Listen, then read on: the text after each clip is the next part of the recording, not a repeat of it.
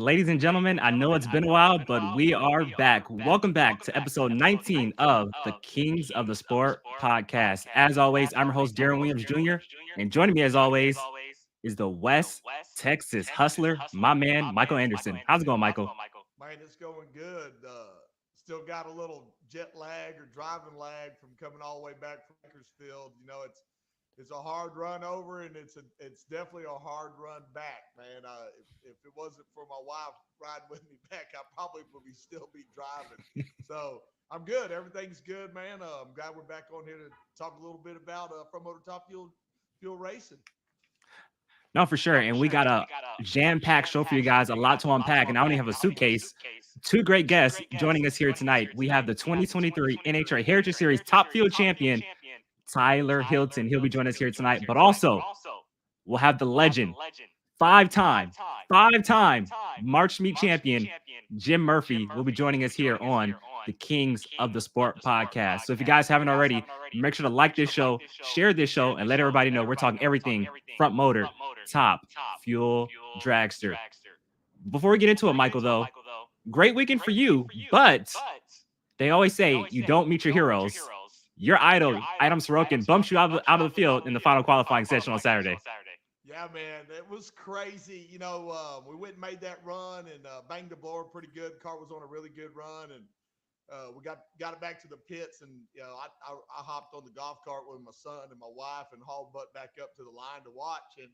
And had to go through three cars, to see if I was going to end up being in the show or not. And Adam was the last one up to run, and man, once he got past half track, I was like, oh, I know this it's on a pass, and runs 582 to knock me out. And that's part of this deal. It's what makes it fun. Whenever you're racing at this level and with these big boy cars, man, it's wild. It's really wild. Mhm. And just what an all-around great weekend. All the great storylines. So you have, the two races in one weekend. You have the March meet run on Friday and Saturday during qualifying, the actual race on Sunday. You have the battle for the championship between Tyler Hilton and Jim Murphy. I mean, just what an amazing weekend. Storylines everywhere. And like I said, we have a lot to unpack. So let's get right into it. Our first guest, actually our second guest, Jim Murphy, makes history.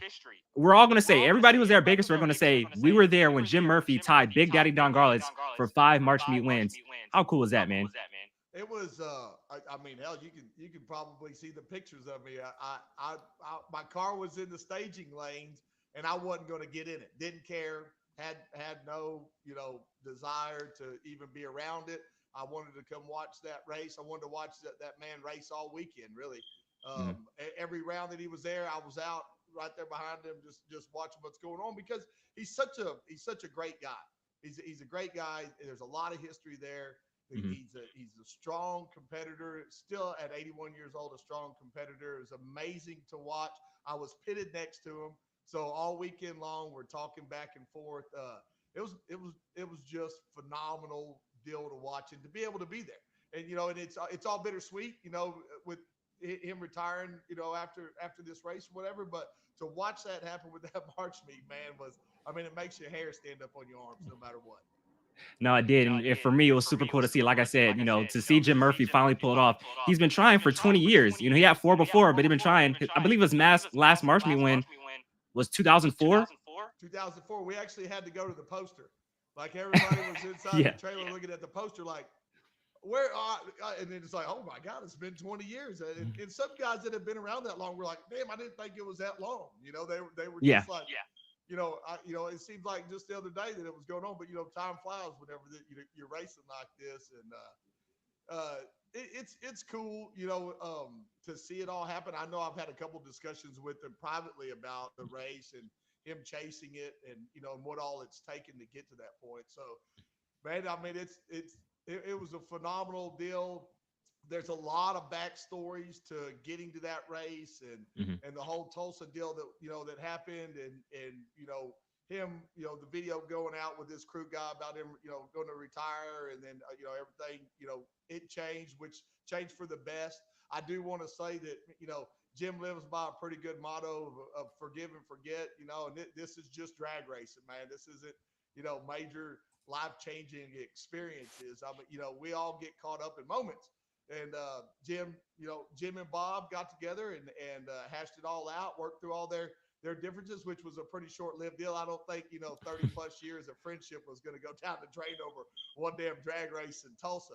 So, but the big man works in mysterious ways. You roll up to the March meet with everything that's going on, and you've got the number one contender in points the first round, and there's no slacking. Testing was huge on Thursday. I've never seen that many fuel cars testing at a race.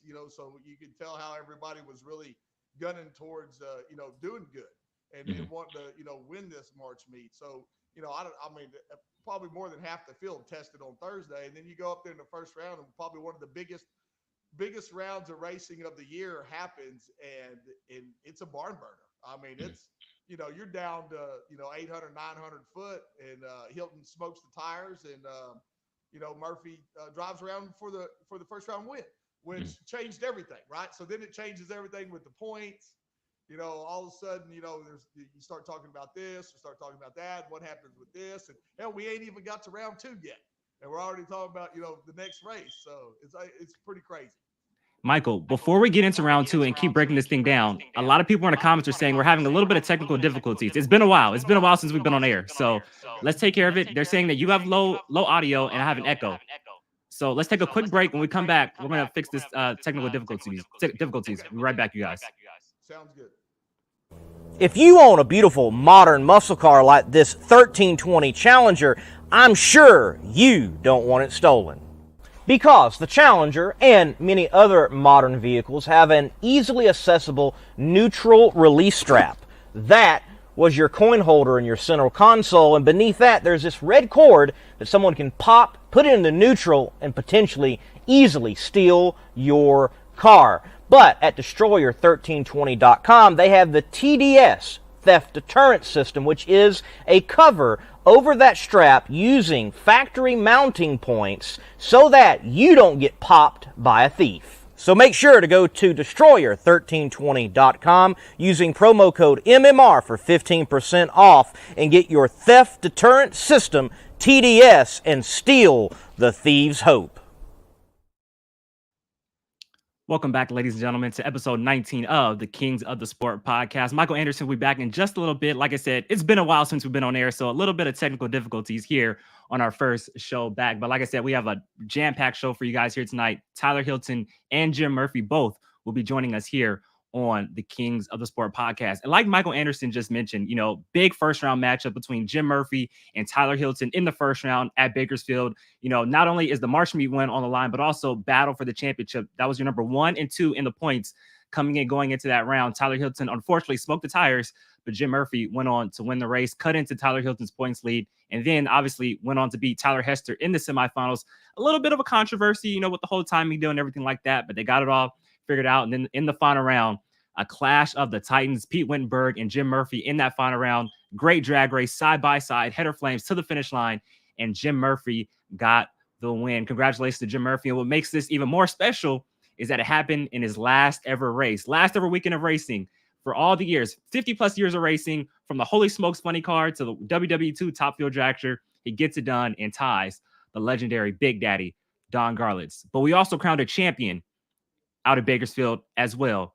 And I'll tell you what, this guy had one of the best seasons ever in the history of front motor top field drag racing, and that is my man, Tyler Hilton. Tyler Hilton, 3 wins on the season, went 3 in a row, starting with his first win in Bowling Green, Kentucky. Backed that up with a win at the Nightfire Nationals in Boise, Idaho, and then close it out with another win at the Nitro Nationals in Tulsa, Oklahoma. Came into the race with about an 82-point lead over Jim Murphy. Like we mentioned, with Jim Murphy winning the March meet, it got cut into.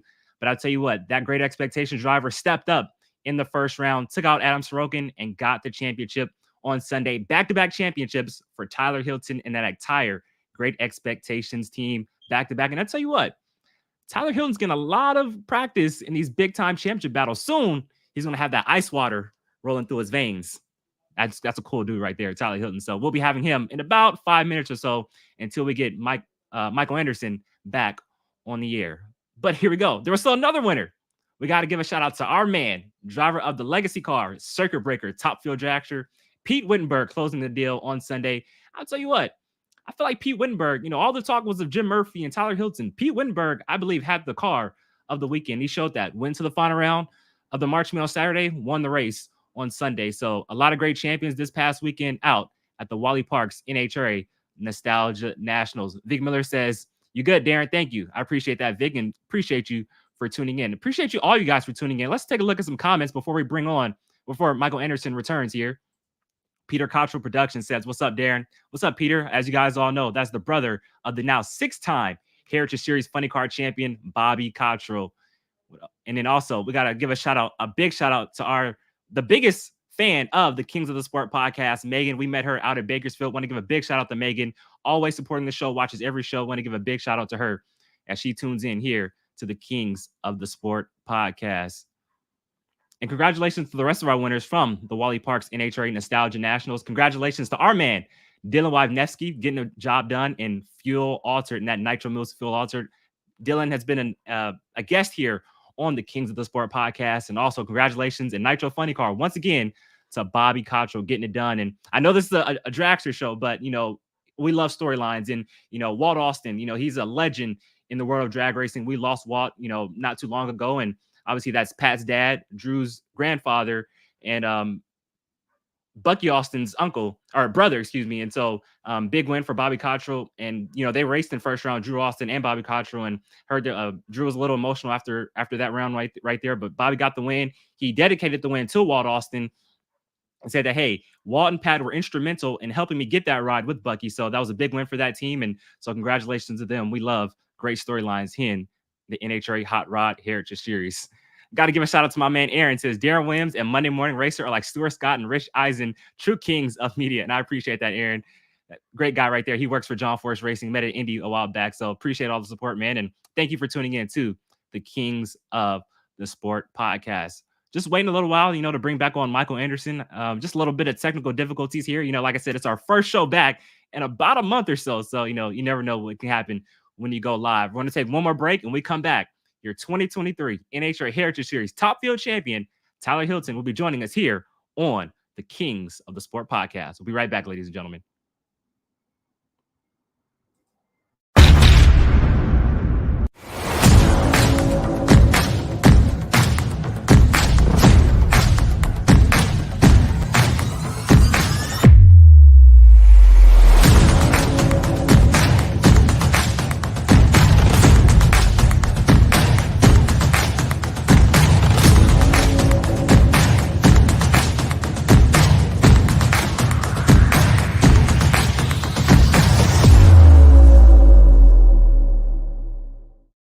Get your CompetitionPlus.com apparel today. Whether it's our nitro-burning funny car design or the vibrant door slammer design, we have the swag to show you are always in the know. Get yourself a hat too. And we know not everyone enjoys wearing a mask, but if you must wear one, at least wear a good-looking one. Check out the new CompetitionPlusApparel.com for the latest from the place where you have trusted for your news on the internet for over 2 decades.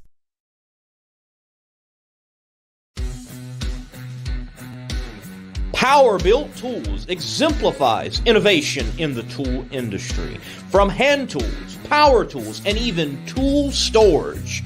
Check out PowerBuilt.com for Power-Built Tools. And remember, use promo code MMR15 for 15% off at purchase.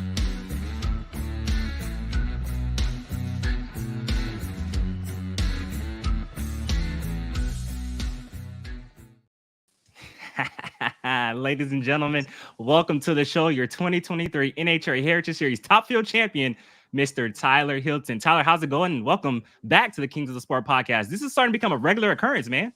Yeah, I know. What's happening? How you doing? I'm doing good, man. It was great to hang out with you this past weekend out of Bakersfield. Obviously, the Wally Parks NHRA Nostalgia Nationals. You pick up your second consecutive top field championship. And like I said just a second ago, you're getting a lot of practice being in these big time championship battles. Soon, man, it's going to be like nothing to you. You have that ice water roll through your veins, man, right there. You see that ice water flowing through your veins. I don't know. I still had some pretty good nerves there on Sunday, so it it all worked out though. I mean, I'll tell you what though, you looked so calm, cool, collected. I remember going over to you on Sunday morning, actually, right before first round, and talking with you and everything like that. You seem relaxed, everything like that. You played off real good, I would say. Yeah, I guess I do. Once I get in the car though, it kind of all goes away and just time to do the job. So Do you feel like, being in these championship battles, it's, last year you're going up against Adam Sorokin, one of the best in the class, Brian Hall, who had an outside chance, but also Brett Williamson. Obviously that year playing from behind, but this year you're going up against a legend like Jim Murphy. Do you feel like, the experience last year actually helped you a little bit, going up for another championship here in 2023? yeah, I think it helped to manage it a little bit, but it's still man, it's still drag racing. Anything can happen. Mhm. So we just tried to have everything prepared as well as we could and go up there and make the right decisions.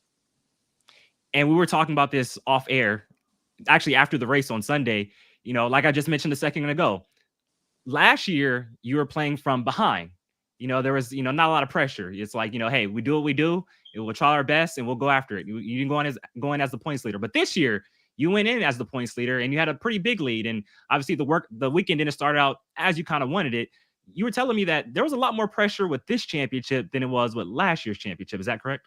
Yeah, there was more pressure having it to be yours to lose. And with the whole March meet thing, how it all worked out and seeing that lead kind of get a little bit smaller, it kind of put the pressure on, but I think we performed when we needed to. So, yeah. And like you mentioned, like 3 wins this season. Not just 3 wins. You went back to back to back to start off the season. Obviously, we didn't race at the March meet at the beginning of the year, but you kick off the year with a win, a great win at the Wally Parks NHRA Nostalgia Nationals in Bowling Green, Kentucky. And then you back that up with another win at the Night Fire Nationals, followed up with your final win of the season in Tulsa. You have a big points lead. It's like, hey, we are having this great season, an all-time great season. The last thing you want to do is, I guess, give it up at the last race of the season, right? Just, that's the all-time great season. You want to close it out right. Yeah, I mean, we had aspirations of sweeping it, but those kind of went away after that first qualifying session. But as soon as it was over, it was like, okay, that's behind us now. We got to move on to the next thing and just try to keep the ball rolling forward. And, stuff and winning those races in the beginning of the season, I guess it didn't really sink in as much till now, because we were just so caught up in racing all summer, that we didn't really slow down enough to really. I don't want to say not enjoyed it, but just slowed down enough to really see how really good we were doing. So it's nice now to kind of have the pressure off and be able to kind of enjoy it and look back on it and enjoy it. So And big points lead coming in, and I've mentioned this 100 times. Let's jump right into that first round matchup on Saturday between you and Jim Murphy. We all know huge championship implications right there. Just kind of talk about the mindset going into that first round, and what was the plan between you and your dad. I know on the last show you said, hey, we're going to take Thursday that much more important because it takes us a little while to kind of get in the groove. It takes us about a run or so before we get comfortable. Just talk about the lead up to that round, and then obviously once you smoke the tires and just knowing that, hey, man, it's we just kind of opened the door a little bit right there. yeah, we had a really good test. I mean, it went right out and ran in the 560s, mid 560s. So we had a really good test. Everything was good, and we had we felt pretty good, and we were fighting tire shake issues all weekend, and tire shake in these cars on that little tire can be pretty brutal, and that's what happened in that first round. It shook really hard up into tire smoke, and yeah, it's a pretty bad feeling when you see the other guy driving away, and it's helpless too when you're smoking the tires and you're trying to recover it, pedaling it. It's hard to gather it up sometimes, and finally you get it to hook back up, and you want to chase them down, and I tried chasing them down, but it just wasn't enough. So it's just if it had to be someone, and I'm happy it went to Jim. Dude, I'm not just saying that because you're on this show, but I was watching. I didn't come on Friday, right? I was watching from home. Dude, you pedaled that thing like John freaking Force. You caught that thing so quick. You got it to recover. So I was like, that was a heck of a pedal job in that first round. You may not think so, but I was watching from home. I was like, you pedaled that thing good from my standpoint. Yeah, I don't give myself a lot of credit for many things, but I can say one thing: I'm pretty decent at pedaling a car. Yeah. You got that thing to recover. Like I said, I was like, ooh, I think you still went like a 612 or something like that, even pedaling it. Yeah, it Yeah. went like a 16 or a 12 and went like Yeah. 253 miles an hour or something. It went over Yeah. 250. So, yeah, I was trying to drive him down, but it just didn't happen. So, but it's all good. And not to linger on this, but I was talking to your dad and he said, hey, we were more so racing Jim Murphy than more so the racetrack. Would you say that was a fair assessment in that first round? Yeah, that's where I guess kind of our mistakes were made. We just we didn't focus as much on the track conditions and kind of seeing what was going on with that tire shake, and we were more concerned with racing the guy in the other lane, which usually is not our MO. So we kind of got caught up in that, but uh, and we struggled through qualifying a little bit, just with that same issue. And finally, by Sunday, we figured out what was going on, and it kind of smacked us in the face, and we figured it out. So we got it taken care of. Yeah, you guys did. I believe you guys qualified third on the weekend, I believe. But just back up a little bit, for me, if I was a racer, right? If there was a bounty on my head to be the first one to beat me, I would feel kind of flattered. Did you feel kind of flattered at all that the class had to come up with a bounty for the first person to beat you? Because obviously you were undefeated up until that point. I honestly kind of forgot about it. I put it out of my head. It was at first it was kind of like, what is this? But then after a while, I was like, oh, this is pretty cool. Yeah. So it was something interesting, something different, and maybe it's something that happens every year if someone can kind of have a dominating performance. Something to keep going. I would have took it as a level of respect, honestly. Like, yeah. Hey, no, I agree. Yeah, I agree. But like I mentioned, undefeated up until that point. Obviously, unfortunately, you don't want to go out first round of the March meet, but came back with a 65 on Saturday. Like I said, I believe qualified third. And then let's move now into race day, championship Sunday. For the second year in a row, Tyler Hilton has a chance to win the Top Fuel Championship. And in the first round, you're going to be as one of the best, Adam Sorokin. We talked about it on Sunday. Okay, before we do that, you had to know Adam was going to play a little bit of games on the starting line, right? He went right into deep stage, don't you? Yeah, we always do, me and him, back and forth. But as soon as I saw him do it, I was like, well, I might as well do it too, So we both went in deep.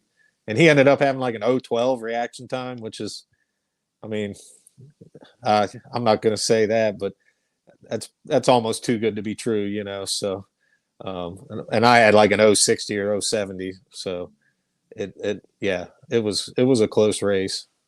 It was a close race, and your dad chimes in. So he's actually number 2 qualifier with that great 565 in Q2 right there. That was a heck of a drag race. You talk about first round, Bakersfield, final race of the season, championship on the line. Adam Sorokin, great champion speed shop. Tyler Hilton, great expectations. You couldn't ask for a better matchup. 0:12 for Adam Sorokin. You did your job on the light. And then from where I was standing at, Adam Sorokin was ahead. I talked to people down track at 1,000 feet. They said Adam Sorokin was ahead. But that top end charge from that Hemi drove around him. You got the round win, putting the pressure back on Murphy. And unfortunately for Murphy, he went out in the first round. Did you smile at all when Murphy went out first round? Just be honest. Did you smile? Did you at least smile? We were working on the car and servicing it, and I ran up and listened, to what I could hear from the loudspeaker. And yeah, we came back. It made the service go a little better. Yeah, we were happy. Awesome. Well, our man Michael Anderson is actually back. Michael, how's it going? I don't know, man. I'm hoping my phone's working. I guess it's still got 70 weight oil stuck in the microphone. Can y'all hear me okay? We can barely hear you, Michael. Okay. Well, it's toast then, man. Let me, I'll see if I can't get another phone and hop on. Do you need me to send you another link? Yeah, go ahead. Okay. When we go to commercial, I'll send you another link. Sounds good. Okay. Yeah. Technical difficulties, man. Like I said, it's been a month since we've last one on air, Yep. So like you mentioned, and I asked, so you won the championship, and I asked 2023 top alcohol dragster champion Julie Natus this on Tuesday for the Competition Plus Power Hour. I said, hey, championship seasons are always great, and there's always like a highlight point of the season that you always point out to, and for her obviously it was Dallas. She won the Jegs All-Star. She won the race. She won the championship all in the same weekend, and like we mentioned, you won 3 races in a row. Was there any other point throughout the year that you kind of looked to and be like, man, that was kind of like the highlight of our year? That was a time that really stuck out to us. Winning Boise was a big highlight for us, just because we always wanted to win that race, and we kind of struggled out there a little bit too. But then on Sunday, we really started hitting our stride and really had it figured out, and it was just boom, boom, boom. Just round after round after round, and then it was done. And yeah, that was a pretty good highlight of the summer for us, for sure. Now as champion, there's obviously there's a target on your back and everything like that, but being champion obviously holds a lot of weight. And I know you don't really have a lot of, I'm not saying a lot of opinions, but you like to keep quiet and kind of just do your own deal. You just want to race, and I understand that. But as champion, is there anything you would like to see within the class kind of change as far as like promotion, or you just how we do things as far as scheduling, or just anything we can do to make the class better? Because I mean, this was a great year for the top fuel class in general. Higher car counts, great racing, just everything all around. As champion, what would you like to see maybe changed or done better within the top fuel class? That's a good question. I really like that the AAFD page has been taken on a little bit more and putting more out there for us. I think that's a good thing. I think NHRA, if they wanted to, or if we could somehow have them promote the class a little more, I don't know if that's going to happen, but it's such a good class and such good racing. It's just we don't have the exposure I think we need sometimes. So more exposure. A series sponsor would be really positive, just to take on a series sponsor, even if it was just for the top fuel group within the Heritage Series group. I think that would be a positive thing. And you mentioned like just it doesn't get a lot of promotion, but it is some great and just badass side-by-side racing. And we saw that all weekend long in Bakersfield. And I know I hate it for you because it came up on the wrong end of it, but I was sitting in the stands here. I'm media, right? So I can pretty much go whatever I want, just humble brag, right? But I'm still a fan at the end of the day. I'm a drag racing fan. So I go up in the stands with everybody else, right? And I'm in the stands for round 2. And that race between you and Pete Wittenberg in round number 2 was just side by side to the finish line. Just an amazing drag race. And it's like, man, more people need to know about this stuff. Like more people do. That was a crazy round. Yeah, the incrementals were like basically identical. And it was one on the starting line. And it really wasn't, it was a good drag race. I'll give him that. Yeah, that was a really good drag race. If it had to go out, then I'm glad it went out in that tight of a race for sure. Yeah, so, for sure. But yeah, the racing's just insane. I mean, these cars on that little tire, and when they're running 260 miles an hour on that small tire down in the lights, and the footprint's only 6 inches wide, it's crazy. It's just, it's insane. Yeah, I would never want to experience what it's like to be behind the wheel of a front engine top fuel dragster. I'm good. I'll let y'all do that. When they're on good runs, it's good, man. Once you get it past half track and they're in the groove and they're trying to go straight, that everything's, as long as the car's set up properly, they should be good to drive.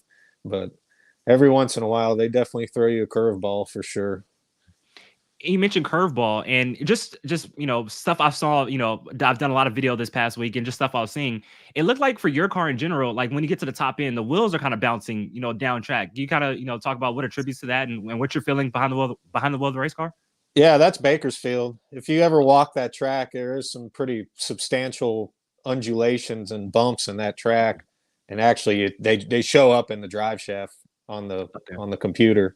But that's what with our car, it's a little bit stiffer chassis. It doesn't absorb it as much. So it actually, when it hits those differences in the track, it actually it shows up, So that's what that is on that particular track. What does it feel like behind the wheel? Like, what is that like? Trying to, obviously steer, but you're also bouncing at the same time. Oh, it upsets the car a little bit, but you definitely have to be ahead of it and be giving it steering input, and staying ahead of it for sure, especially out there. Yeah. Gotcha.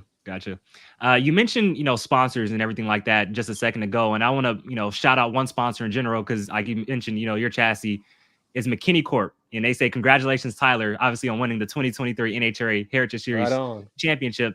Just kind of talk about, what McKinney Corp has meant to you, your career, and just everything in general.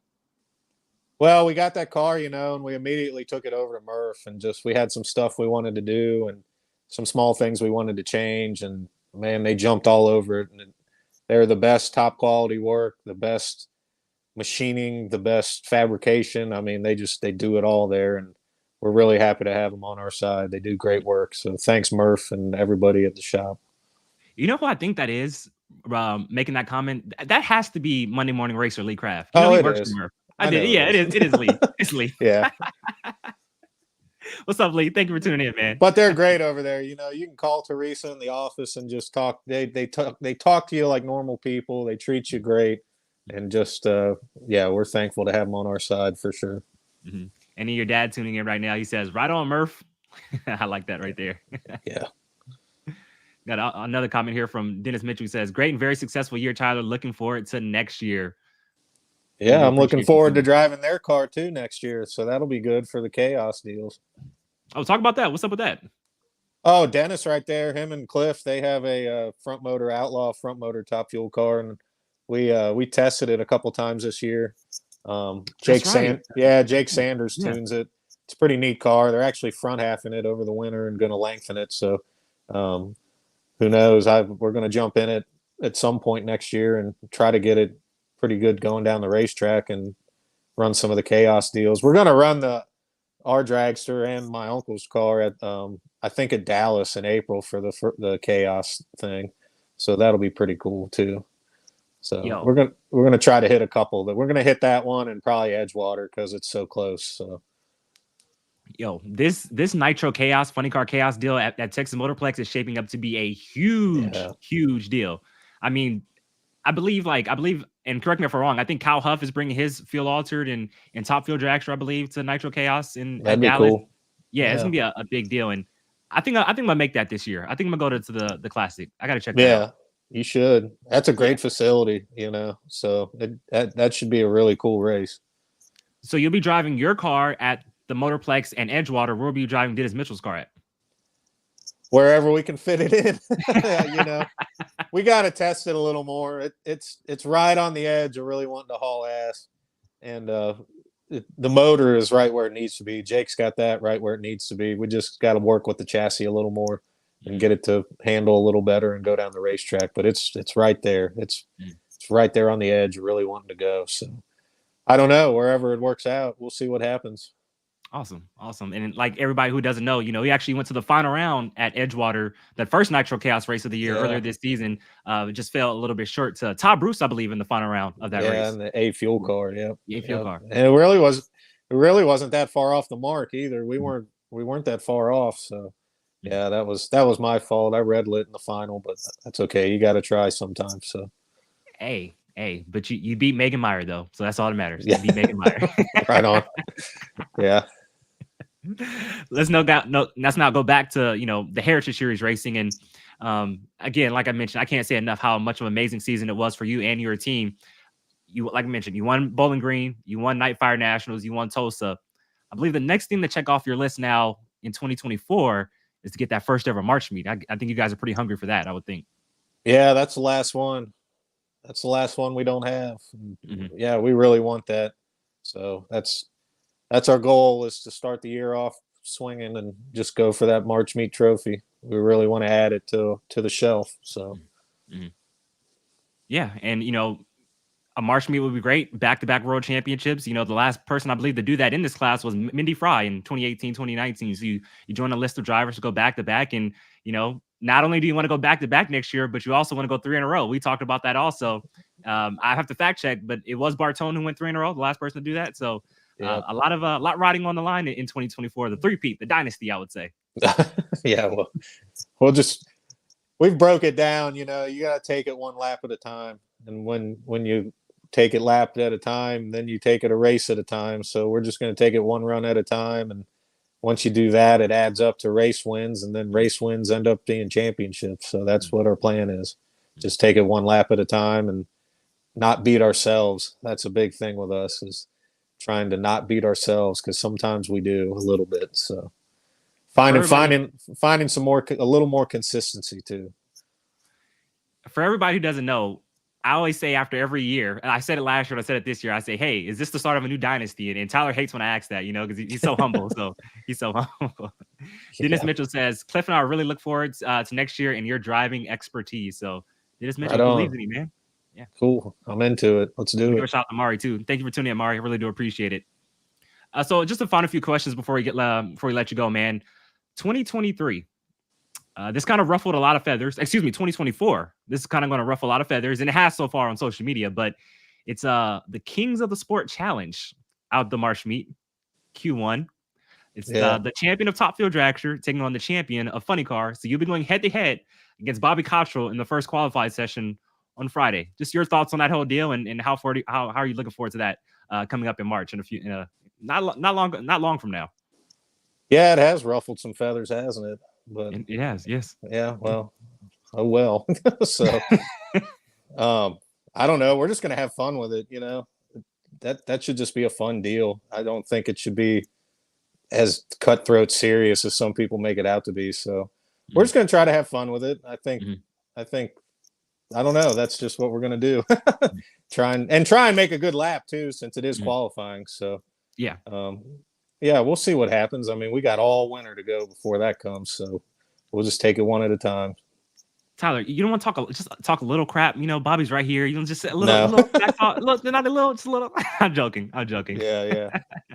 No, total respect for Bucky and Bobby and that team. Yeah. So we'll fight it out. We're not scared. So I love it. Let's try to bring on back now Michael Anderson back on. Michael, what's up, man? Can you hear me now? We got you. All right. I had to go steal my wife's phone. She was watching the show, but she said she could hear me, but I think she could just hear me through the house. So gotcha. But yeah, man, I'm back. So yeah, cool, man. Y'all keep on. I'm loving hearing what I'm hearing. Awesome. Well, I don't want to keep Tyler too much longer. And this is, true final question. Actually, I have a few more actually. So sorry, just hang on. This is the champion. We can't let him go too fast. And this is kind of more of a sentimental question. And I didn't know this guy. And so, but I seen just all the tributes and all the love he got on social media. Walt Stevens, just talk about, who he was and how much he meant to your team. Well, Walt was always with Team High Speed. Him and Tom were real tight. And then after that team and everything went away, after Tom passed, he kind of just migrated over and started going to the races with us. And him and his wife, Maria, we ended up getting pretty close with them. And that was pretty devastating when we got that news because, I had his RV pass waiting for him to come park in the pit, So, yeah, that sucked. But, it is what it is now. So, but total love to Maria. Hope she's doing okay. But Walt did it all, man. He's been around since the 60s. I mean, he drove cars up into the 70s. I mean, he did it all. So, rest in peace to Walt. Hope everything's going okay with Maria. So, yeah, that's that. And I think you honored him in the best way. Obviously, not only did you run good this weekend, but you went out and won the championship for him. So I think that's the best way to, go out and honor him the way you did, Yeah, for sure. There was definitely a couple times this weekend because he'd always sit in the front of the pits, and keep an eye on everything and watch us while we worked, So there was a couple times a weekend I looked up there and expecting to see him there and he wasn't there. So that was kind of a bummer, but he was definitely there in spirit. So it was all good. As we look back on this 2023 season, just kind of sum up this season as a whole, just from your standpoint, just how great it was, the experiences with your dad, the whole team, just sum up 2023 for us as you are the champion here in Top Fuel Eliminator. It was a good season. It was really good. It was a good learning season for us too, because we didn't have a lot of data with a new car on pretty much any track we went to. So it was a good learning season for us. We stumbled a couple times, but it's a long tour from start to finish, even though it is only 5 races. It's tough. I mean, it's just tough. So I think we did pretty well. And, we try not to dwell too much in the past and just look forward to see where we're going in the future. So next year is definitely in our sights already. So that's what we're planning towards. Anybody you want to thank before we let you go? Anybody from family to team members to sponsors? Anybody you want to thank for here on this championship year here 2023? Just all the companies and the people that support us, all the manufacturers and stuff. I put out some social media on that today, so I'm not going to sit here and mention every single one of them. But and our team was just phenomenal. We finally got a really good crew of guys together that just work really great. I mean, we were turning the car around in an hour, so it worked out really well. So huge thanks to them and all of them. Yeah, that's where we're at. Michael, anything you want to add before we let Tyler go? No, man, I'm just looking forward to this next race, which is crazy to think that it's in a couple of months. I mean, really, you get home and the car gets unloaded and it just all starts over again. There's really no rest time. You just gotta rock and roll with it. So we'll all be back in California before we know it. Breathing dusty air and coughing our lungs out by the time we leave, and the eyes burn up. So I was never more happy to be back in Texas whenever I stepped out in Sweetwater and breathed that damn air. I can tell you that. But it's but yeah, man, just look forward to watching this happen. I think Tyler and them having this car and what's going on is brought another level of competitive racing that probably hasn't been seen in a good while, where people are really wanting to go run. And March is going to be crazy, being that it's at the beginning of the month, and because it's already crazy ass weather anyway. So I can only imagine what we're going to get into there. So you're just looking forward to starting this next season with them. For sure. We're planning. Sorry, you got it. I think we're planning on having the car at Pomona for the World Finals on display. So just throwing that out there. So wanted to put that out there in case anyone's at Pomona and wants to check it out. Oh, I'll be there, man. That's home. Right that's on. home track for me. That's home track. Yeah. I'll be there. Yeah. Cool. Yeah. It was so last year when you won the championship last year, and they Jason Galvin interviewed your dad on the starting line. And I was like, that was so freaking cool. I was like, I know that guy. That's Bobby Hilton. I was like, that's cool. Yeah. It's fun. World Finals is fun, even if you are just hanging out. Yeah, it's still a fun time. Mm-hmm. He also says thank your mom too. You got to thank mom for the championship. Oh yeah, she came out to Bakersfield. That was her first time there, so that was pretty cool having her out there. Awesome. Well, Tyler, man, thank you for your time. Thank you for coming on to episode 19 of the Kings of the Sport podcast. Congratulations to everything you gained here on the 2023 season. Congratulations on all the race wins. Congratulations on the championship and three-peat in 2024. That's what you're going for. Yeah, that's the plan. So we'll stick to it. Thank you, Tyler. I appreciate it. See you in a few weeks at Pomona. Cool. Thanks, guys. Thank you. Thanks. Ladies and gentlemen, Tyler Hilton, your 2023 NHRA Heritage Series Top Fuel champion. He goes back-to-back in the Top Fuel class. Michael, man, just a great season from that team. 3 wins, just amazing performances, and closed out another championship. Yeah, man, it's a lot. Like you said, it's a long. It's 5 races, but it's a long damn season, and it goes a whole lot faster than what you think. Especially whenever you're trying to get a car ready for the next one. No matter if it's comes back from the race not in pieces or in pieces, it's still a ton of work to get there. So yeah, it'll be an interesting 2024, and it'll be an interesting March meet. There's going to be a lot of cars there this year, man. It's going to be crazy to see what comes out of there. And I'm already excited about it, even though I'm more ass out from this last deal. But I'm sure here in a couple of weeks it'll wear off, and I'll be back at it and ready to move on. You mentioned pieces just a second ago. Let's just segue into this video. I'm not going to say much.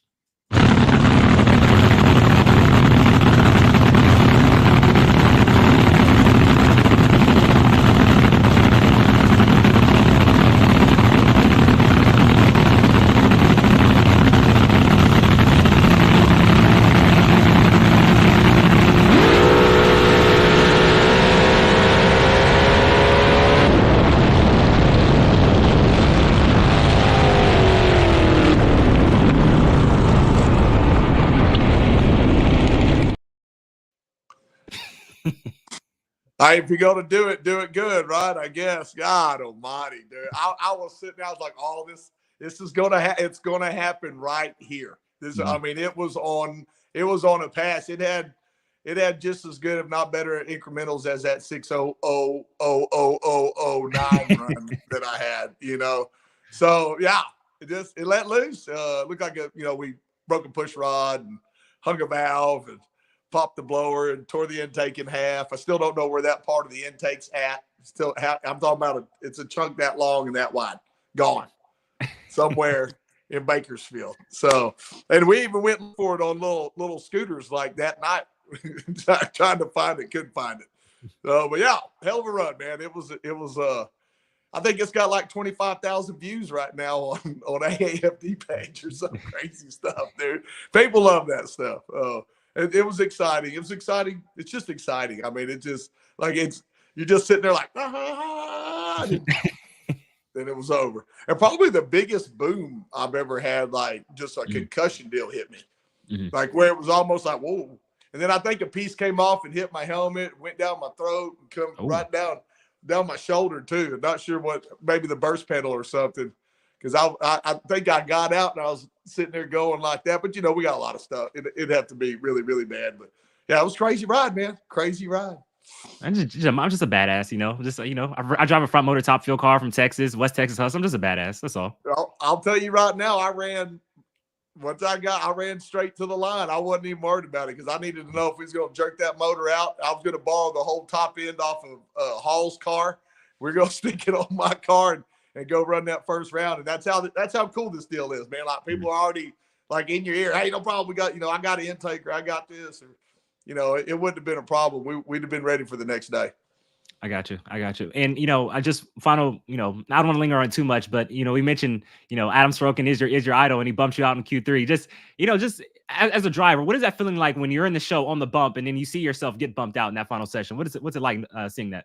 It's I don't know. I mean, it's still just drag racing, but we're very competitive individuals and we got a lot invested in this stuff. And I probably had 20 people standing around me, man, whenever it happened. And you just like, I wanted to throw something, and then you got to act normal and shit because I get pretty hot headed pretty quick about some things. And then he was coming down the return road, the return out, where we were parked at. I was giving him the finger, so he's smiling. He's like, I'm still going to go race on Sunday. You can give me the finger all you want. So yeah, it's cool, man. But that's what I mean, what am I going to bitch about? Adam Sorokin, outran me. Okay. Right. Well, that's just horrible. Right. And those guys had a great outing that weekend, really, for the car, kind of where it was at versus where they ended, to go run a 79 or 78, I think was maybe their fest in Tulsa. They qualified number one, ran the 78. I think they ran the 79, then that 82. And, cars all looked good. The hell, in that one race that he lost, I thought it was the blower belt that came off, but I think somebody said it was a panel that came off the car. So, I mean, they had a great deal. I think that they're definitely looking forward to the March meet. I know a lot of these guys are. So, they ended on a good note. For sure. And ladies and gentlemen, we'll be getting to Jim Murphy in about 5 minutes. So stay tuned. We'll get to Jim Murphy in just a little bit. Before we do that, though, I want to give a shout out to one special person, and that is Megan Gianni. She's actually in the chat right now, tuning in. She watches all of our shows. Just want to give a shout out to her. Biggest fan of the Kings of the Sport podcast.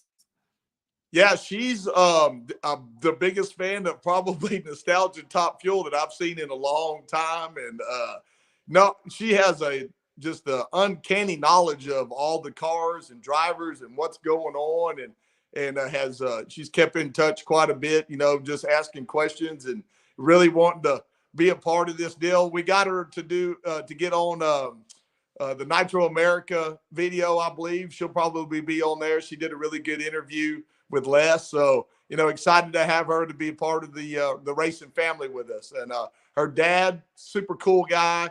Got to hang out with him a little bit in the pits, and they're out of Oregon and big drag race lovers. They were in Boise, I think, with Hall, hung out there, but like she knew everybody. She's knew everybody and the cars, and yeah, super cool to have her be a part of this deal. For sure. Thank you, Megan, for always tuning in to the Kings of the Sport podcast. And like you said, she did an great interview with Nitro America. We'll have to get her on the show sometime in around December to kind of talk about her story and her love for front motor top fuel racing. Michael, can you hear me okay? I can. You got a little fuzzy there for a second, but you're all good now. All good? Well, you ready to bring on our second guest? Yeah, I mean, ladies and gentlemen, people ought to kind of know who he is. I mean, he's a pretty well-known drag racer, been around for, I don't know, I think he told me he's been racing like 3 years. 3 years, has 5 or 6, 7, 10 March meet wins, a couple of championships. Great guy, though. Great guy. I'm ready to see him. Racing 3 years times 20, right? Yeah, that's it. That's it. Oh my gosh. Ladies and gentlemen, the legend, 5-time March Meet champion, Jim Murphy, is next. If you own a beautiful modern muscle car like this 1320 Challenger, I'm sure you don't want it stolen. Because the Challenger and many other modern vehicles have an easily accessible neutral release strap. That was your coin holder in your central console, and beneath that there's this red cord that someone can pop, put it in the neutral, and potentially easily steal your car. But at destroyer1320.com, they have the TDS, Theft Deterrent System, which is a cover over that strap using factory mounting points so that you don't get popped by a thief. So make sure to go to destroyer1320.com using promo code MMR for 15% off and get your Theft Deterrent System TDS and steal the thieves' hope. Get your CompetitionPlus.com apparel today. Whether it's our nitro-burning funny car design or the vibrant door slammer design, we have the swag to show you are always in the know. Get yourself a hat too. And we know not everyone enjoys wearing a mask, but if you must wear one, at least wear a good-looking one. Check out the new CompetitionPlusApparel.com for the latest from the place where you have trusted for your news on the internet for over 2 decades. Jim, how's it going, man? Welcome to Kings of the Sport. Going pretty well, Darren. Thanks for having me on. Awesome to have you on. Awesome to have a legend like yourself here on the show. And obviously, first question I got to ask you right out of the box: has it set in just yet? Obviously, 3 days ago you made history. Well, maybe more than 3 days ago. It was about a week ago. You made history tying the legendary Big Daddy Dongards with 5 March Meet titles. Has it set in yet? It has, and it's been wonderful. It's something I chased for, I think, forever. Maybe when Moby Dick was a minnow is when I first started. It's in 98, 99. It was really easy. We won it back to back. Did it again in 2024. We'll have another 5th one right around the corner. And it was like 18 years or something. And I think we had something like 5 runner-ups, and 2 of them just a few thousandths of a second that we lost. It just was just a really tough deal for me, and it was absolutely mind-boggling. I mean, the people come up and congratulate me and hug me, and it was very humbling. I was really taken back. It's a special moment. And I was actually there for one of the runner-ups, which was last year to Brett Williamson in a great drag race at that March Meet last season. And to see you come back and kind of avenge that loss in 2023, I thought was really cool. And and not only was it your last March Meet, but it was also your last race. You announced, a few weeks ago that, you would be retiring after the conclusion of the Wally Parks NHRA Nostalgia Nationals. Did it make you that much more hungrier to go out on top, basically? Well, no, I'm really content with my career and what's happened, and it was just time, Darren. I'm 81 years old out there going against all these young people, but we hold our own okay. But it was just time. It was getting to be more and more work, and my dear friend, almost like a brother, Daniel, and I working every single day on the car. We had a couple of crew guys who were fantastic. Some of the other guys that let us down over and over, and it was just heartbreaking. And then Daniel and I drive the rig there, so it's a long haul. But it was a great year. It was difficult in a few things, but all in all, I think it was a good year. And then winning the March Meet was that was a trophy. That was yeah. Yeah, to be there and watch what was happening. Like I said earlier, Darren, I'm in the race.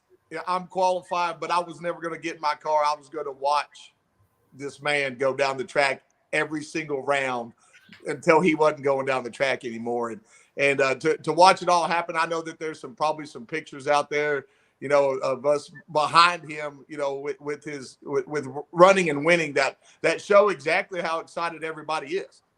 I mean, it's not just, his 6 or 7 crew guys. There's 50 people back there yelling and screaming for this man as he goes along in this race, which is, it just goes to show you, how much respect, everybody has for him in our genre of racing. Well, thank you, Michael. It's true. And at the other end, after we'd won, Blake gave us a trophy and he did some photos out there. And he asked me to go down the return road in front of all the people. And that was mind-boggling. I mean, it really was. And that's a picture there. We had the trophy on top of the pickup truck, and it was really special. No, it really was. And like I said, everybody's going to say, everybody who's in attendance in Bakersfield is going to say, hey, I was there when Jim Murphy won his final race and actually tied Big Daddy Don Garlits with 5 Marshall Meet titles. Excuse me. I want to back up just a little bit, though, to the semifinal round.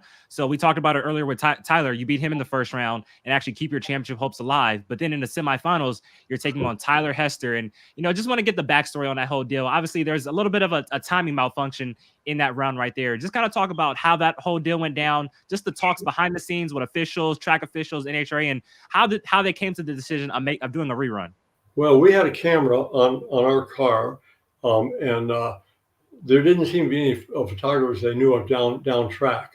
So we downloaded that one over to Brian Hall's trailer because he had a larger screen, and looked at it really closely, and you really couldn't tell. I mean, it was that close, and so basically Blake said we're going to run it over, and I think it was the only fair thing to do. Mm-hmm. And I'm really glad we did. Of course, I won, and that made it nice. But I think that I'm really glad because there wouldn't be the drama that would have gone if we'd have picked someone and the other person felt bad, or vice versa. So I think it was a great call, and it was a great race we had with them in that round. I think, I don't know, we went a 75. I think you went like a 80 or something. So it was a really, really close race. Yeah, to sit there and watch that, and it was pretty crazy. Well, actually, in his first run, I was right behind him, the first deal whenever everything was going on. So I'm actually sitting in the car watching the race. Yeah. And everybody's sitting like, what is going on? Like, you're trying to stay focused in your deal, but Sure. Everybody's talking about the whole deal. And then they running around this, that, and the other. And then it was finally like, okay, we're going to move on with the race. And then you get back around to the pits and they're like, man, they're going to rerun it. And you're like, you can't make this up. You can't make this stuff up, man. Like, it's crazy. But what it was, Michael, we basically we left pretty well together, as I remember, and we gained just a little bit. We were, I think, about a tenth ahead at the 1,000-foot mark, and basically we heard a piston, so it basically the device turned the car off right just beforehand, and so he was coming on strong, and he got a time, a quarter-mile time. We did not get a quarter-mile time or ET time for the quarter mile. They don't know what happened. Theories of papers as whatever. Anyway, it's what happened. So it looked like we were really winning, but I couldn't. He asked me. I says, I can't tell you because I was going on the lights, and I know that he came up on me right about there. So I really could not honestly say yes one way or the other. And so I think we did the right thing. It made it kind of a little more exciting too. Although we serviced it like it was a 16-car show, and we went an 8-car show. So the guys got pretty worn out, servicing it 4 times in a day. And you really got to like whenever somebody asks you, well, what do you think happened? I don't know. I was only doing 250 miles an hour with my hair on fire. Yeah, I was sitting there watching. That's why we got these timing lines, because if you ask me that, I won. Every time, doesn't matter. I win. No matter what. I'll remember that. I won't have to remember anymore. I'm not racing. Oh my gosh. Well, but that was what's. I mean, after that, everybody seemed to be cool, and it was, the best thing is, like you said, to rerun it and then on to the next round. Yeah, no questions. No doubts about who won or anything in the second round. It was close, but it was obvious we won. We both got time slips. For sure. There was no doubt who won in the semifinals. And then he moved into the final round to take on, Pete Winberg in the final round. Let's take a look at that final right now. Yeah, Pete's a great.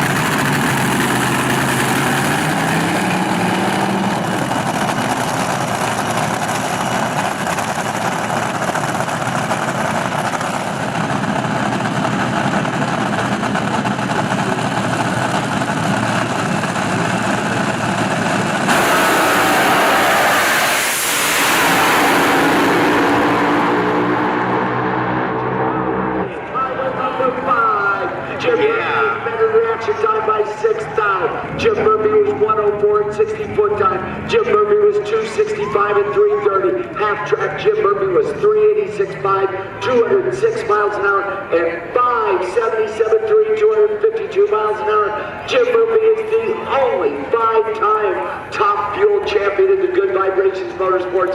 Well, Jim Murphy, last year you fell just short in the final round of the March meet, but this year you get it done. 5th March meet win, passing Big Daddy Don Garland. How special is it? I mean, it's really special. I got to tell you, we won it in 98 and 99, won it in 2003, 2004, and then we've been trying ever since the Ty Garland was 5. And I didn't know it was ever going to come, and here was my last race. It's awesome. It's a storybook ending. We're trying to finish it up tomorrow. We haven't quit.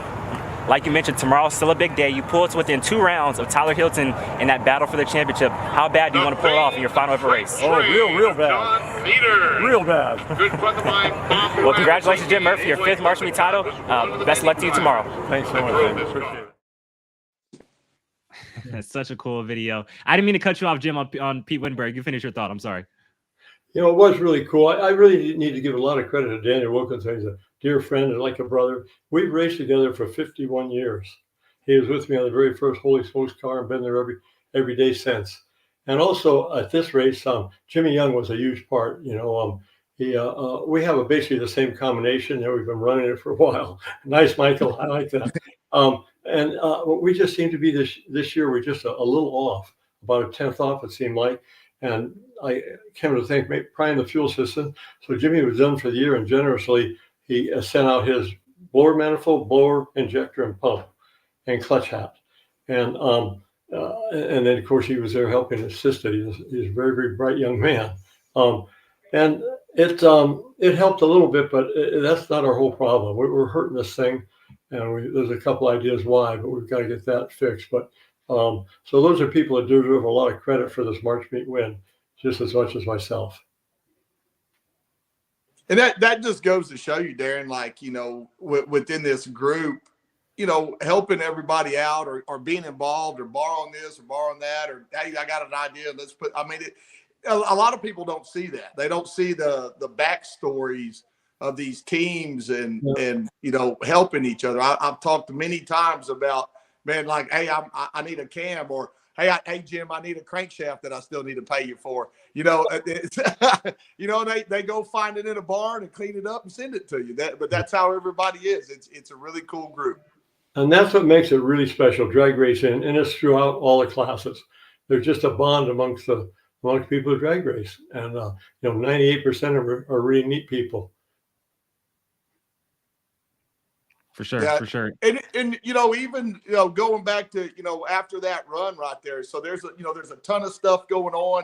Jim's, you know, I mean, everybody's there, you know, talking to him, and we probably need to bring up your granddaughter was there, your grandson was there, and your granddaughter's husband was there too to watch all that, right? They don't go to drag race as much, and so it was really, really special to have them there. My grandson's a PJ on the Air Force, and he had gotten off so he was able to be there. Alexis, Allie, my oldest granddaughter, was there with her husband, and it was they were blown away. They had really not seen stuff that what old Grandpa does, so they enjoyed it, and I enjoyed having them. And then after that, like, you know, all this stuff's going on. He's got a black eye. He's been out there fighting like Mike Tyson, you know, out with all these top fuel racers and stuff. And then he's over there helping Pete Wittenberg work on his car, trying to figure some issues out with that he just whooped. And I mean, and Pete's like, yeah, come on, man, everybody's like this. And then, you know, they're back racing the next day. And that's what makes it special. And you really almost need to be a racer to really, really feel what that is like. It's a wonderful feeling. Mm-hmm. It was fun to watch, and I don't even know, unless you were really paying attention to what was going on in the pits around there, you probably didn't even notice that he was just sneaking back and forth, you know, taking some stuff here and there, and you know, Pete was needing a few little parts, you know, that they kind of messed up, and no big deal, man. Here, I got him in the trailer. Let's come on it. You know, I told him the same thing. Casa Sukasa, man, come on. I think you're kind of right, Michael. I was in a daze after that for a while. Really was. Well, Darren, I'm sitting there like we're pitted right next to each other, right? And Right. he comes walking around the corner with like this big ice pack, and he's got a black gun. I'm like, what in the hell happened to you? Like, it's like, did I miss something somewhere or what? And he goes, man, I was banging my head. Did you see the other guy, Michael? No, I know. That's what I wanted to know who it was. I was like, it was in, I think actually it was in Q1, I believe, or on Thursday. The car shook from about 200 foot to about 400 foot, pretty good.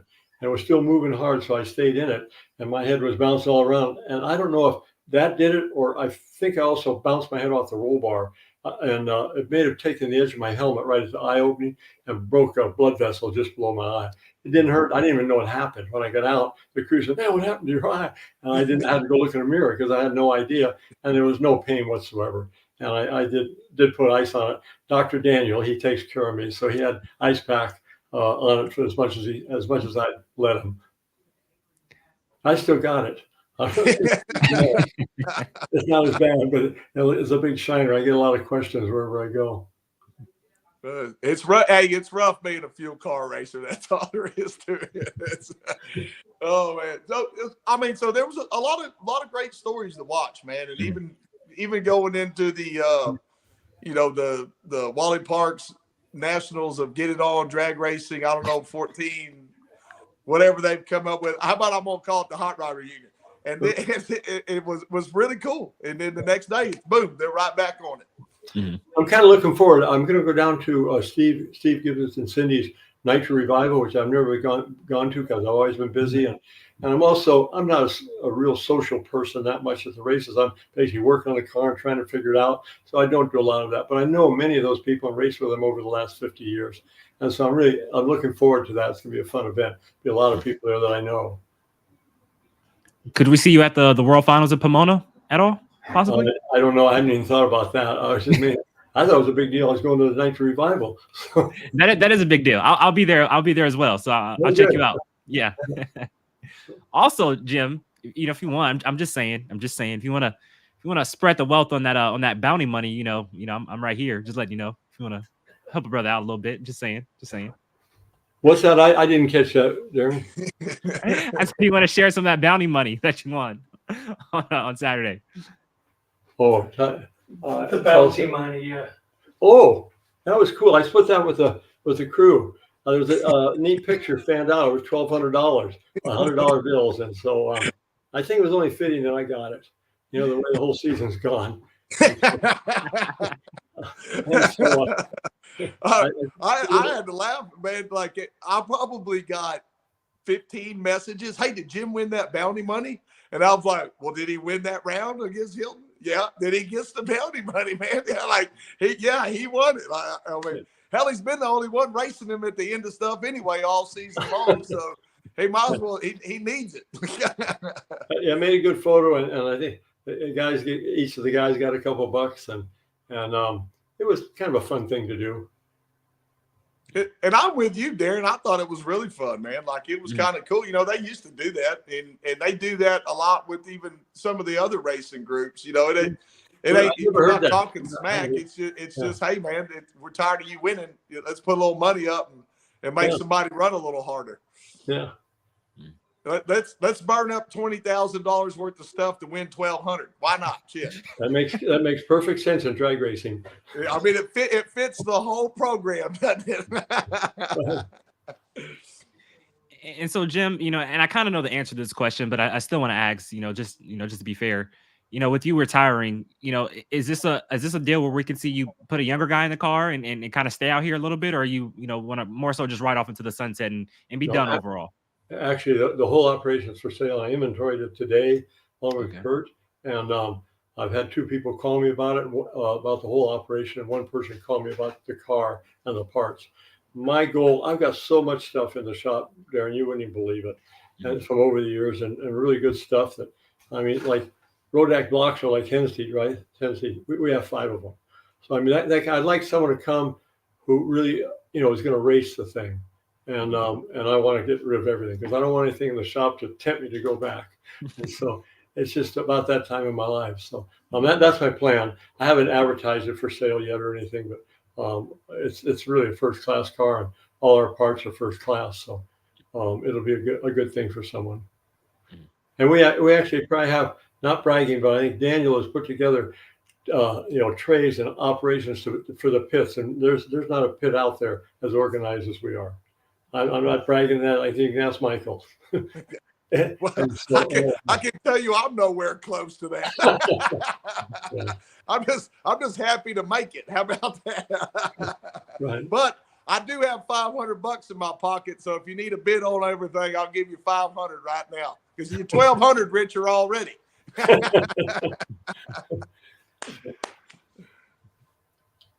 So yeah, I would man, it's going to be tough not getting to see him there. I hope he still comes and hangs out with us, which I'm sure he will. But man, it's just going to be really weird. And I've had a great season of racing with him. I mean, we've had some pretty good fun with stuff.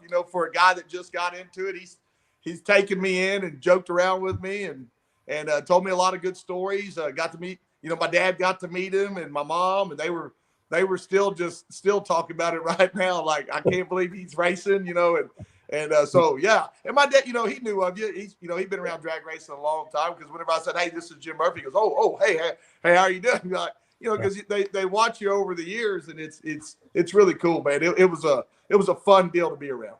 It was quite an event, but I'd have to say, if I do come to the races, I'll be flying. I won't be driving. That's right. I want to do that. I just haven't suckered anybody into driving my rig yet. That's it. Oh, man. Well, Jim, I just want to say, it was an honor, for me as a drag racing fan, not a driver, but as a fan, to be able to meet you. I everybody says, they've watched Les Mayhew's videos. Well, I have, I've been watching Les Mayhew's videos for forever, and to see you, racing in those all the time. Jim Murphy, the legend, Jim Murphy, and and correct me if I'm wrong, I believe Roland Leong was helping you out for a little bit too back in the day, correct? I've had some great crew chiefs. I really, really have. I mean, when I bought my first funny car, I got it from Ed McCulloch, and he really befriended me, and we went on tour on the Coke circuit that year along with other match races, and it really helped me out a lot. And that's where I first met Roland. He helped me out a lot. And then after I once stopped going on tour, went back to work. Basically, Tim Beebe and I were dear friends. I met him on the Coke thing, and we raced together for many years. And so I don't know. I just really been fortunate in that regards. I mean, when I was going to quit in '96 or so, and Jim Herbert called me, wanted me to drive the car, because Ted Taylor had been driving it and done an excellent job with it. Very fast, very good car. And Ted had some health problems, so he couldn't. So Jim had put 3 or 4 people in the car, and they just wasn't doing what he wanted.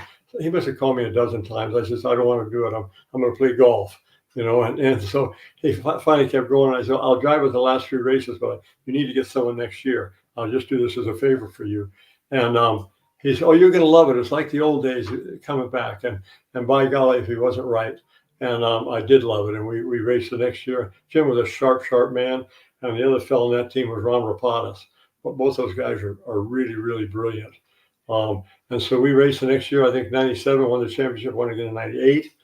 And then '99, this is a bit of a sad story, but they had painted the car all up and new and put a big number 1 on it. Hadn't told me, because I live in Santa Rosa, they're in Sacramento, and I would just see them at the races, because that's about 100 miles away. And I didn't even know what was happening. And I think it was like 9 or 10 days before the March meet, Jim was taking a shower and had an aneurysm of the main aorta, and he died immediately, probably in a minute or two. Gary Meadows, with the good guys, called and asked Sherry if we would bring the car down, if she'd allow us to bring the car down as a tribute to Jim. And she told him, "I wouldn't do that. But if the guys want to come race it, Jim would kill me because he wanted us to do a burnout, back up, and shut it off." She said that wouldn't go over big with Jim. And so we basically got together and said, "Yeah, let's go ahead and do it." So we took it down there to the March meet. I would be in '98, I think. And we were like a bunch of, we were really scattered, and trying to put our head together. We ended up qualifying 16th, barely got in the show. That's when it was all 16 car shows. And the next morning, they wanted to do a tribute to Jim. So they were gonna, we're in line. We got to race the number one car, and we're sitting there, and it was a big crew at that time too. Wives were there and some kids and different things, and they did a tribute to Jim, and we're all hugging each other and crying. Right? I got to get in the race car. They're going to start it. So we put our heads together that night and looked at some stuff. Hey, this wasn't quite right, and we came out. We ran top speed and low ET of every round and won the race. It was a magical thing, I have to tell you. And so I ended up getting the assets from Sherry, and we basically raced with Ron and Thornhill. Dave Thornhill. He built the next car. In fact, he built the car that Mike Taylor's driving now. It's a beautiful car, and it's really been fun for me, and I've really enjoyed it. The last couple of years, maybe not so much, just because it's been so much work, and we've had a lot more trouble with keeping certain crew guys, or they'd want to go and things would happen. I'm not blaming them for everything, but so I just wouldn't have as much fun this last year, and the travel with Daniel and I hauling that thing around and that. So that kind of played a role in my, deciding to retire and just thinking it's probably time, Well, if you're going to retire, just win the March meet and, light it up, set the record. There's another record there that I can almost guarantee you is not going to be broken. Is a man 81 years old won the March meet. I might give it hell. To get there, but God Almighty, man. Yeah, but then the other side, amazing feat. Amazing feat. The other side of the coin, it took me 18 years to get the fifth one. I don't have that much left in me. What was funny was we got to talking about that, and we actually had to go into the trailer to the poster and start looking. Everybody's in there looking. Hey, it's right there, and everybody's like, "Damn, it's like 20 years." And then there was guys sitting there just doesn't seem like 20 years. I was there whenever he won the last one, But yeah, but how many final rounds were you in since then? What, 5 or 6? I don't know.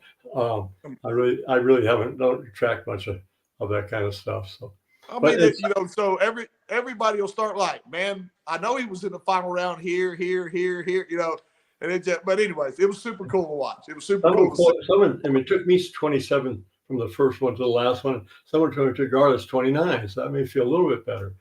There you go. Mm-hmm. I think we might need to call old Garlitz, and what is he, 92, 93 now? Be like, hey man, you're gonna have to come out one more time. 2 records to be broke. We may just leave it where it sits. Yeah, that's it. Oh, I love it. Hey Jim, by any chance, do you remember racing at Pomona in 01 at the 50th anniversary nationals? You remember that day at all? That experience? What year? 2001, the 50th anniversary nationals. No, I think the last time I raced, I had the green car, the green and yellow, really a Dodge Daytona. But I think it was 95, 94, maybe 93. We raced at Pomona several times with the good guys. They had us down there. But no. Okay, just asking because I was there and I remember there was it was Jim Murphy, so you might not remember it, but I believe you lost who did you lose to in the first round? I can't remember, but I think you were racing at Pomona that weekend, the 50th anniversary nationals. I'm pretty sure. I probably might go with your memory over mine, Darren. I might have raced Roger Coburn. I drove his car for a little bit, the dragster. Could have been there with that. I think you raced Rance McDaniel first round. Now I remember, I was young though, but I think you raced Rance McDaniel first round at Pomona. I believe so. Okay, so it might have been the dragster because I don't think Rance had a funny car. Yeah, I think Rance was driving the Champion Speed Shop that year. Oh, okay. I think so. Yeah. I trust your memory a lot better than mine. Les Mayhew could tell us better though. Hell, I can barely remember last week. You talk about 25 years ago, man. No, really. It kind of all runs together, let me tell you. That's right. That's exactly. You see all this gray right here. It's just steadily going away. Oh, that's what that's from? Yeah, that's it. So Jim, like we mentioned, a phenomenal, amazing career from, racing funny cars to front engine dragsters, March meet wins, championships. And, as the sun sets on your career, how would you sum it up as a whole? And just, as you look back on it, how would you want people to remember you as you ride off into the sunset? I think I like to remember as a fair person. I think I did that. You left off racing blown fuel flat bottom for 5 years before I started the funny car. There you go. There you go. But no, I think I've always tried to treat people right and do the right thing. 100%. Yeah, that car there, that was a pretty car. I like that car. Beautiful. Look at the crowd there. My goodness. Oh my gosh. In Indy, Chuck Etchell's another lane. Don't get no better than that. That's awesome. Yeah. And there's Buster Couch. Buster Couch too. Yes. That's awesome. Everybody's sitting there smoking Winston Reds. What's he gonna do it? I think they got them all free. That's it.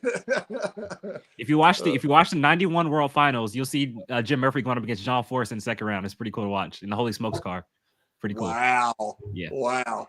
Mm-hmm. That is you can go on and on and on and on. I mean, it's story after story after story. That's what's cool. And I feel like Jim's gonna be hanging out with us a little bit longer and getting around them pits. He's always more than welcome to come run with me all day long. You can come sit here and make fun of how bad I am. That you're welcome in my pits every time. Thank you, Michael. You got to remember, if when you race 51 years, you're gonna have a lot of memories also. That's it. Oh, I'm kind of like you. I'm surprised I've made it this long anyway. So, I think we had that discussion before too. Never thought we was going to get here. So I'm excited. Yeah. Any final thoughts, Michael? Before we let Jim Murphy go. I say we're going to miss him, but I feel like we're going to see him. But I know we're going to miss him. And is Daniel hiding back there in the background? No, actually, Daniel, he works so hard. I mean, no one works harder than Daniel. He just wore himself out this weekend. And when we left Sunday night, he drove all the way home. I wanted to stop at a hotel because I knew I couldn't drive.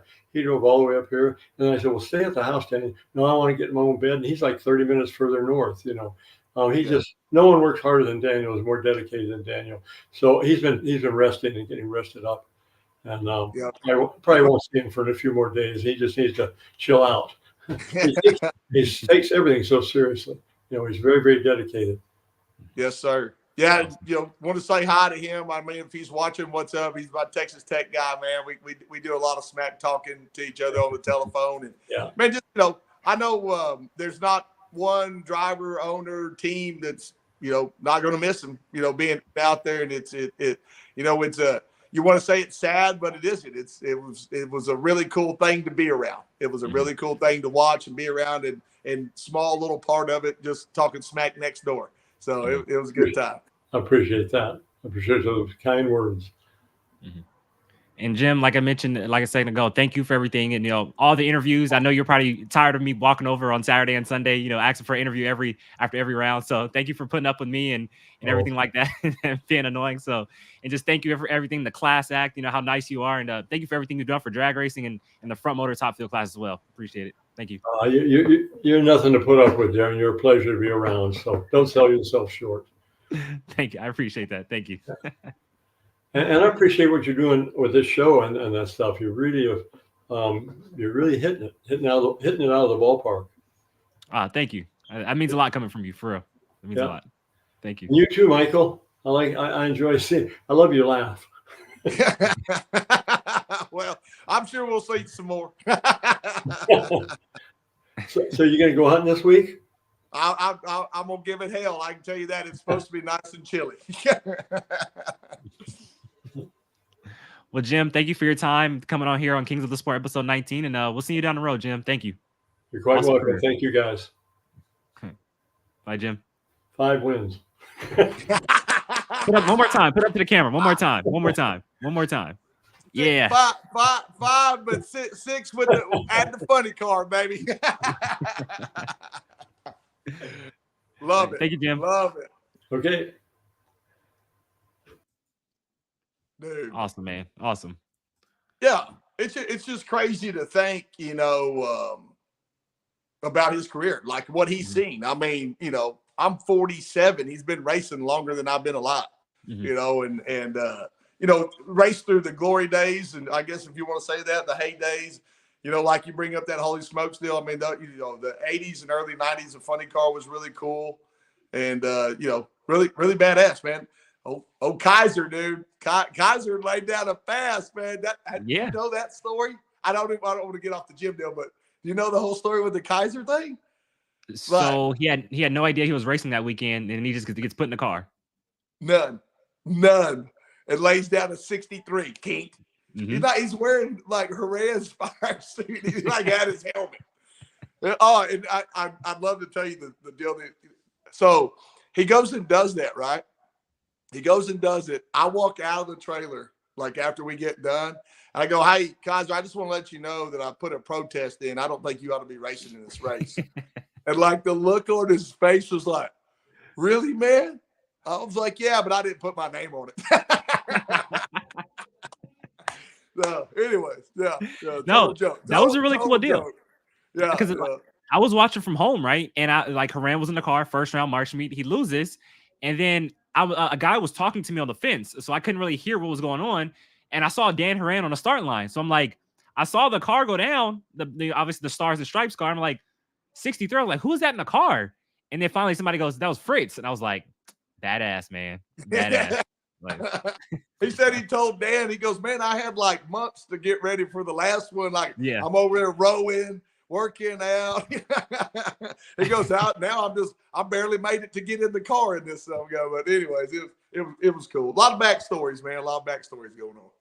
Yeah, before we get out of here, like we mentioned Tyler Hilton. Congratulations to him, 2023 NHRA Heritage Series top field champion. He goes back to back. Jim Murphy, congratulations to him, 5-time March Meet champ, tying the legendary Big Daddy Don Garland. So we mentioned Fritz Kaiser, qualifying number 1, but I want to give one more shout out before we get out of here off air. It's the Pete Wittenberg, that circuit breaker car. He won the race on Sunday, Wally Park's NHRA Nostalgia Nationals. Let's take a look at that final round before we get out of here.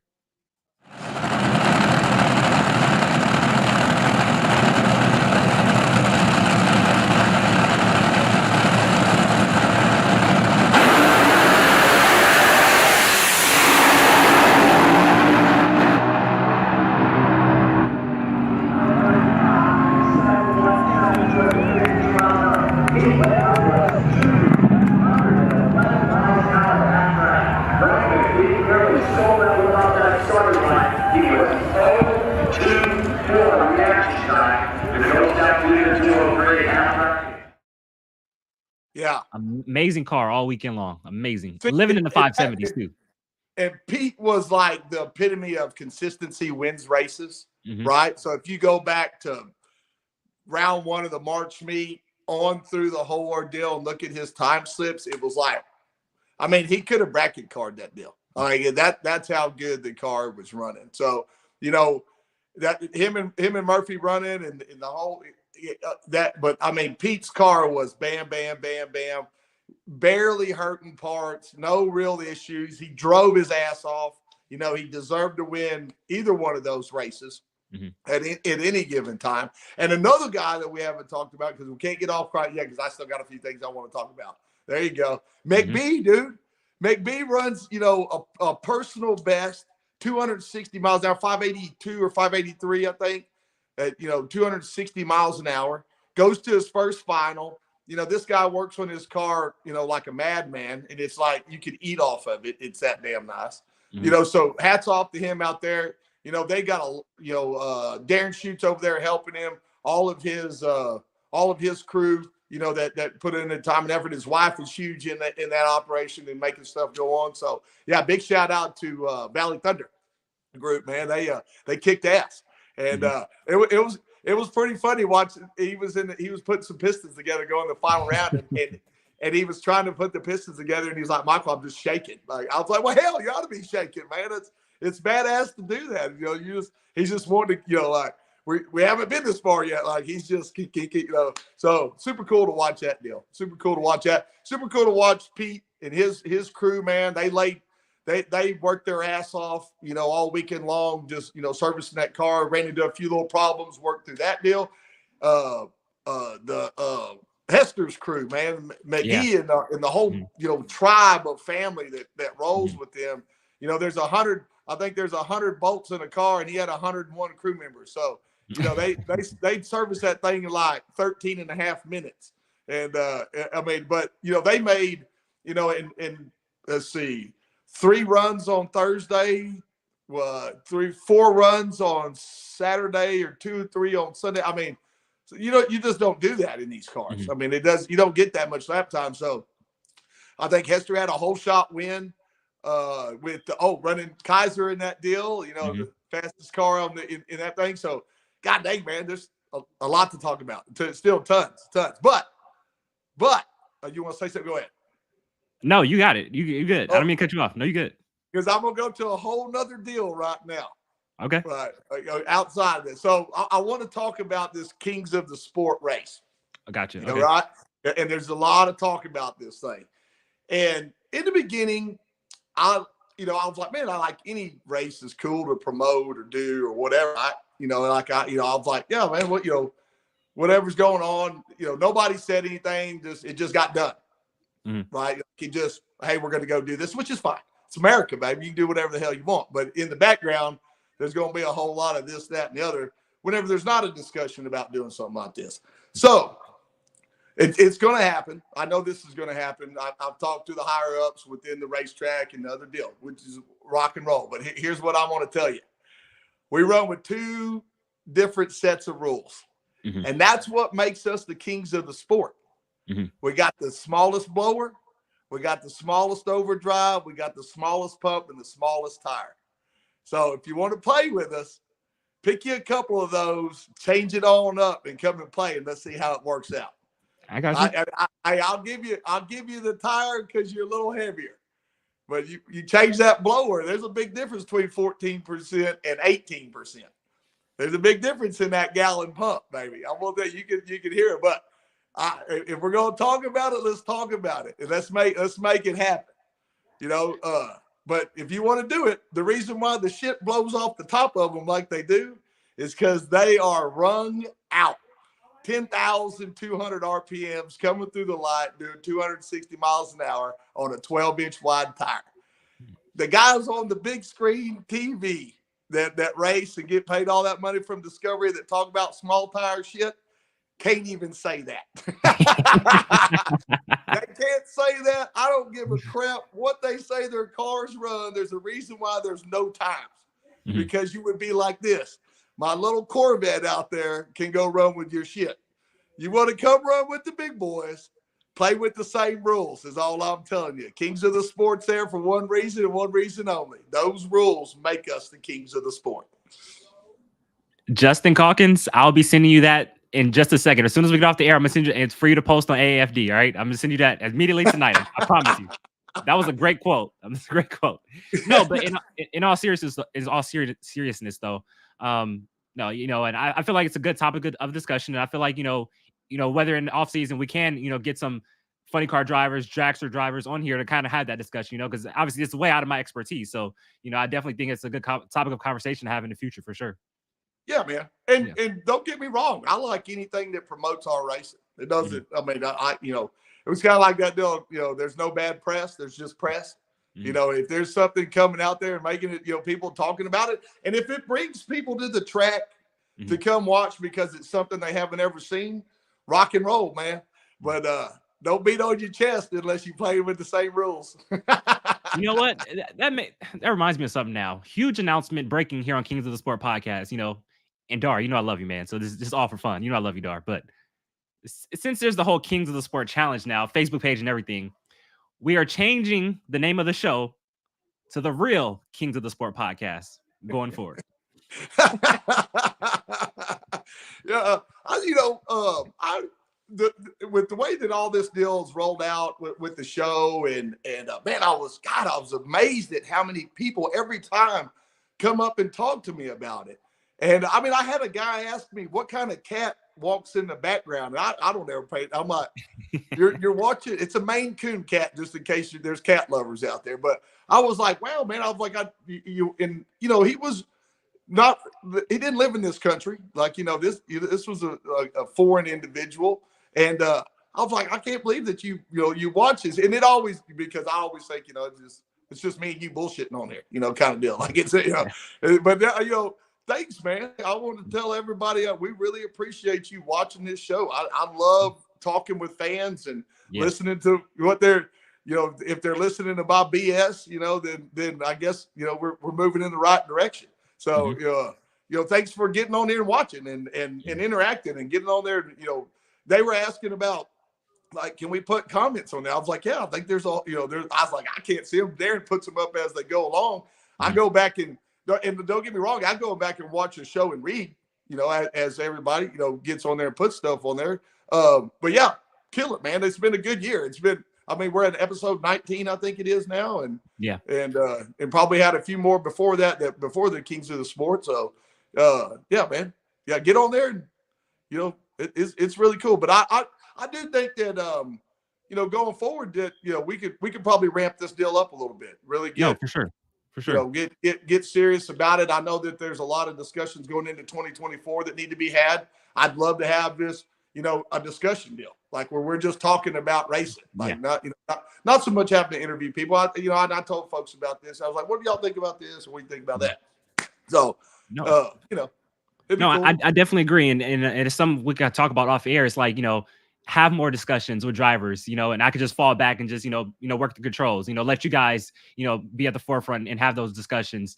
Have like highlight a driver of the week, where we highlight a driver, have that segment. Or even now with AAFD, we can be like poster question of the week where people post questions and then we have Brian Hall and you answer those questions on the show. Just kind of, do some different deals and kind of freshen up the show because I was thinking, hey, episode 20 season finale, episode 21 is the, season 2 of Kings of the Sport. I was thinking that. So definitely a lot of cool things we could do with the show moving forward in the near future, for sure. Yeah, it looks like it's wide open and man, people are taking to it.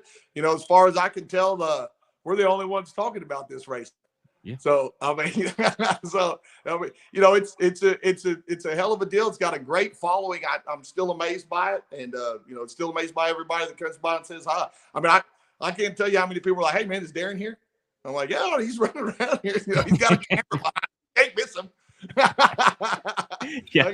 He's either in that little booth over there or out there on the track. He ain't hanging out in my pit. I guarantee you, he got stuff going on too. So yeah, exciting stuff. When I tell you, I'm at the racetrack, I am ripping and running like all the time, like trying to get interviews, doing back and forth, trying to edit videos. Like it's a lot when I'm at the racetrack. So I appreciate when somebody comes up and says hi. Oh my God, dude! I just totally forgot about this too because Russ and Cliff, our tech guys, watch this show. Oh, really?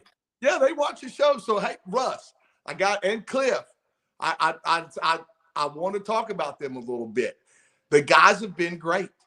They've been really good to work with, man. Like it's for me, and I'm pretty sure with everybody else. There hasn't been too much discussion about the tech guys this or the tech guys that. They come in, they talk to you. If there's an issue, you work right through it. They give you, time to get it all done.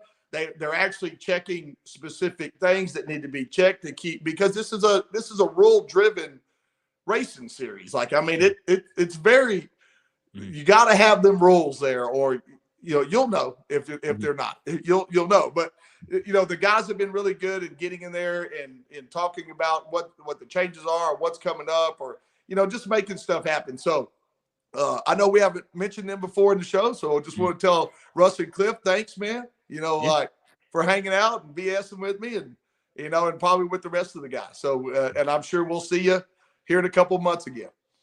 For sure.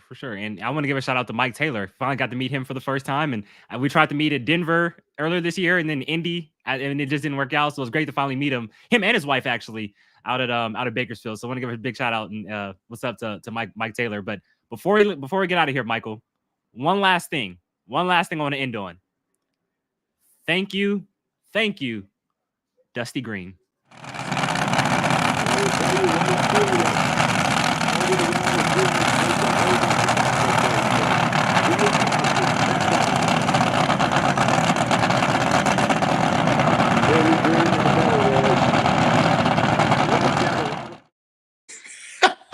You got some new footage, huh? I did. Oh, Dusty Green. Here's the deal. Either you're a Los Angeles Rams fan or a 49ers fan, because I know there was a Cowboy cheerleader out there running around. Oh yeah, you're right. You're right. I was gonna say, Yeah. Dusty Green. I live right around the corner from Ram Stadium. Always welcome to the cookout, man. Always welcome to the cookout. bring your hands with you too, right? It's cool, man. Yeah. Well, cool. Yeah, great show. Good deal, man. And yeah, let's have one, year-end deal coming up or whatever, and have some good discussions about what's going into 2024, because I know that there's a ton of stuff to talk about. Yeah, we got to get Pete Wittenberg on. Obviously, he won the race on Sunday. We got to get him on, and also Gary Wheeler. We got to get Gary Wheeler on for winning the Nitro Chaos Championship. So I think that'll be a good season finale coming up in a few weeks, I would say. Before we get out of here, though, thank you guys all for tuning in to episode 19 of the Kings of the Sport podcast. And want to give one last shout out to my man Tristan Trycheck. He was the one helping me record all the video this past weekend out of Bakersfield. Want to give a big shout out to him. Helped me out immensely. So want to shout out to him. Make sure to like this show, share this show, and let everybody know we were talking front motor top fuel dragster. Congratulations to Tyler Hilton, your 2023 NHRA Heritage Series top fuel champion. He goes back-to-back in top fuel eliminator. And congratulations to the legend, Jim Murphy. He goes out in style, goes out on top. He claims his 5th Marshall Meet title, tying the legendary Big Daddy Don Garlitz. Thank you guys all for tuning in. We'll see you guys in 2 weeks. Good night, everybody. See ya.